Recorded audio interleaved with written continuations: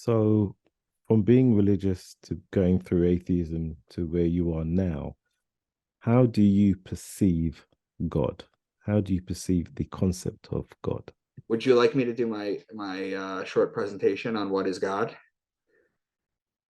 Go for it. Yeah. Okay. Hold on one sec.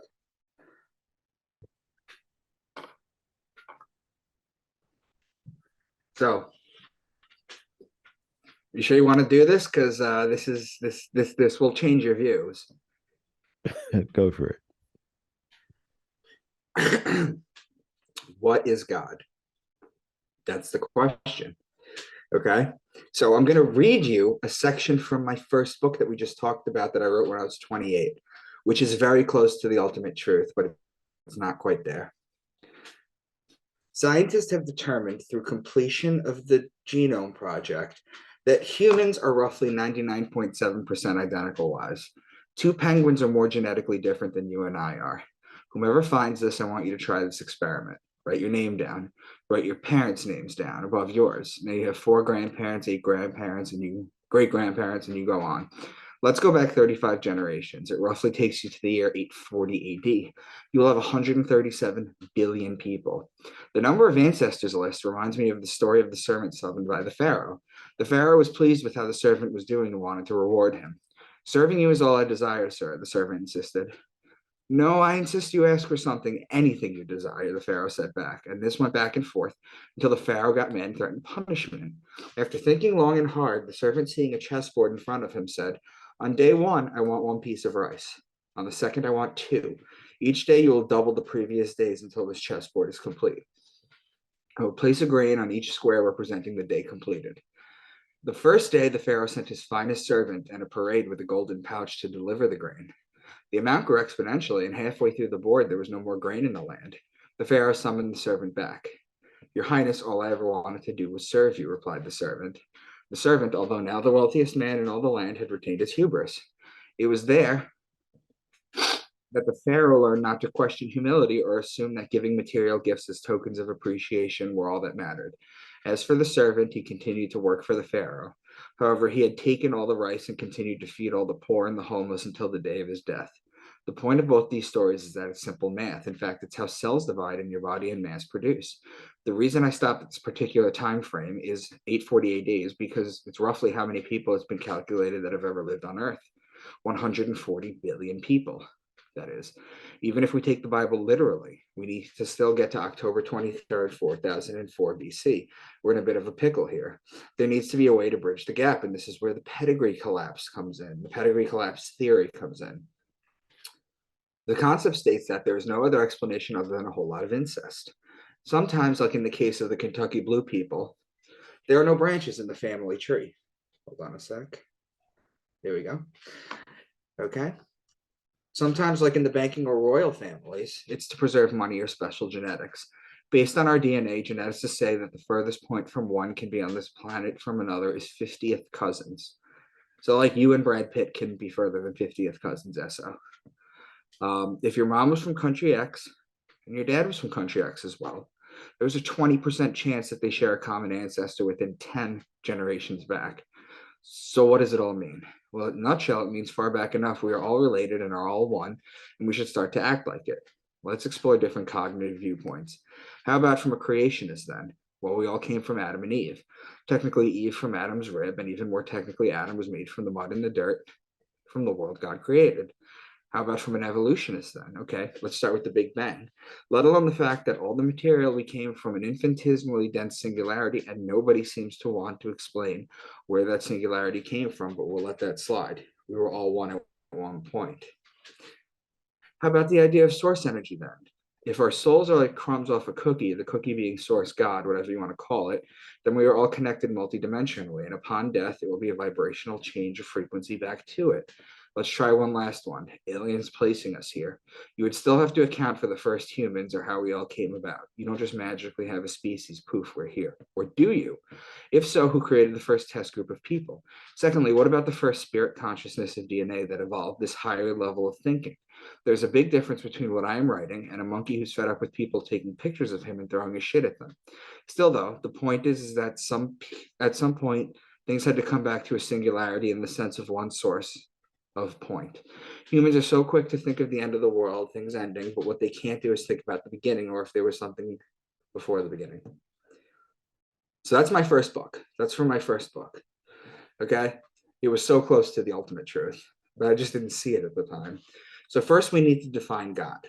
Okay. As existing. We need to define God as existing. Well, astrotheologically, the sun tells the hour of the day, the moon tells the day of the month, and the zodiac tells the month of the year. Where we're located in the middle of nowhere. Okay. There's a perfect solar celestial calendar for us. Aside from the fact that DNA is a computer blueprint for life and that we have a perfect calendar in the heavens, in the middle of nowhere in the Milky Way galaxy, there's a perfect calendar for us to figure out. These are fingerprints of God. So now we've defined God as at least existing. But where is God? Well, it must be beyond space and time, beyond the 11 dimensions of string theory. Ask any religious person to define God, and they will tell you that God is omnipotent, omniscient, and infinite. Okay? It's important that they say infinite. Because here's the thing, Esso, and this is the big secret. God is infinite.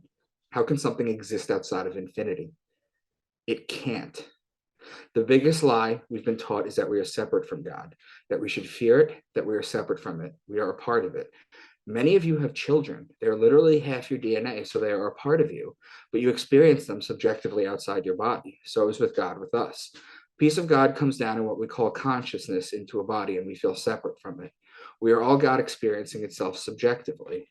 If you are infinite in everything, nothing can exist outside of you, not space, not time. What are you going to do if you're everything? Are you going to read a book? Are you going to learn something new? What are you going to do? The only explanation for creation, okay, is you trick yourself into thinking you're not God and experience yourself subjectively in the universe and the realm that you created, because you're everything. We are a species with amnesia living in a simulation. Einstein said about God that he believes in the God of Spinoza. Baruch Spinoza was a thinker who said that God doesn't want you huddled in churches and temples in the cold, praying as loud as you can with others, praying the loudest. For Jesus said that those who give publicity or pray the loudest, they have their reward. What that means, Esso, when they say they have their reward, is that people that pray the loudest, that get like adulation, or people who like give to charity while they take pictures of themselves doing it, they're feeding their ego, and that's their reward. It's not done for the right way. If you pray by yourself. Spinoza's God wants you to go to the mountain and the lake and enjoy what I am created for you and worship that way. The biggest lie we've ever been collectively taught is that we need to fear and worship. And it goes further than that. Okay. The idea of Descartes, I think, therefore I am, is incomplete. Okay. It's actually backwards. Okay. It's not I think, therefore I am. It's I am, as in God. I am, therefore I think. So he had it backwards, okay? And it's done a lot of damage, okay? Now, when we are a baby, we are in our mother's womb. The mother, being the supreme being, is aware of the baby. However, the baby is not aware of the mother from its vantage point, as is with God. We are each a piece of God, unaware of the whole, because we're in the middle of it. Now, we could talk about Alan Watts. You've heard of Alan Watts, right? Okay. Jesus Christ knew he was God. So wake up and find out eventually who you really are. In our culture, of course, they'll say you're crazy and you're blasphemous, and they'll either put you in jail or in the nut house, which is pretty much the same thing. However, if you wake up in India and tell your friends and relations, my goodness, I just discovered that I'm God, they'll just laugh and say, oh, congratulations, at last you found out. And this is Nargis Allegria. She's another thinker that's coming up, and I'm actually interviewing her on my channel in a couple of weeks. To become absolute, you have to accept that you are God, that there is only God. You have to admit that others are God too. But if your love does not stretch that far and you are blinded by your shadow, don't complain that liberation did not happen yet. Why should freedom reveal itself to someone who refuses to embody love? When you are ready to perceive God in everything, you have opened a gate that opens the possibility of being eaten raw by the absolute. P.S. Everything you hate is God, and this is the problem that people are going to have. Okay, because they're taught that God is completely loving and pure and everything. Okay, there is only God. Nothing exists outside of God. God is infinite. Okay, the second you say that you're going to die and you're going to go face judgment in front of God, you're saying that God is separate from you. Therefore, God can no longer be infinite. Okay, it's a contradiction. okay, that you can't get around. Either God is infinite or God is not. And if God is not infinite, then that places God within creation, which is impossible because God created creation, okay? Because there is only God. Realize there only being God and it will prevail, first in your experience, then in the collective. Isaiah 45:7, they try and tell you this in the Bible. God says, I form the light and create the darkness. I make the peace and create evil. I, the Lord, do all these things. Everything in existence is part of God, the good, the bad, all of it. Religious people can't admit that they are God. Only Jesus and God are God. But how can something exist outside the infinite? That's what you need to ask them. String theory used to be the most cutting-edge quantum physics, and it talks of 11 dimensions to make it work. Now, the most cutting-edge quantum physics states that the universe is conscious. Well, welcome to the party. Incidentally, Hermes talks about string theory 6,000 years ago. The third Hermetic principle is the principle of vibration. Nothing rests, everything vibrates. Everything vibrates. The table at the string level vibrates, okay? The cup, the phone, the food, pack of cigarettes. Everything is vibrating. Everything is energy. Everything is a part of God. You have to understand that. Okay? You are God experiencing itself subjectively through amnesia. The book of Thomas, saying 77, says, split a piece of wood and I am there. Raise up a stone and you will find me. God is everything. The wood, the stone, and this now makes sense. Quran 5:32. This is why we decreed for the children of Israel that whoever kills a soul without it being guilty of manslaughter or corruption on the earth is as though he has killed all mankind. And whoever saves a life is as though he has saved all mankind. We are all one. We are all God, and this makes sense now too. Matthew 25:40. Truly I tell you, whatever you did for one of the least of these brothers and sisters of mine, you did for me. We are all one. This makes sense now too. We are all God. Therefore, we are all infinite and eternal. When you realize you are eternal and you are God, just as the enlightened have realized in the past, which is incidentally, this is what Buddha figured out under the fig tree. You get filled with love. You no longer fear death and you're driven to love one another. Not because of fear and punishment like the religious. The biggest mystery of life is sitting in front of you in plain sight. The religious texts allude to it, but they never come out and say it. You also have to understand that when you come to this realization, this is so important, Esso, because this explains a lot. When you come to this realization, that feeling you get, that overwhelming feeling of oneness and everything, that is the exact same feeling that the religious people get when they get baptized, when they get saved. However, they are ruled by fear. This is why it's so hard for them to let go of their holy books as a literal text.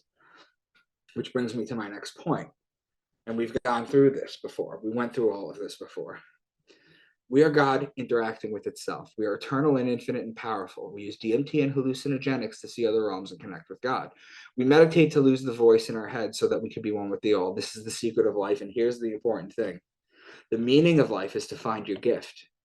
And the purpose of life is to give it away. And that's my presentation, Esso.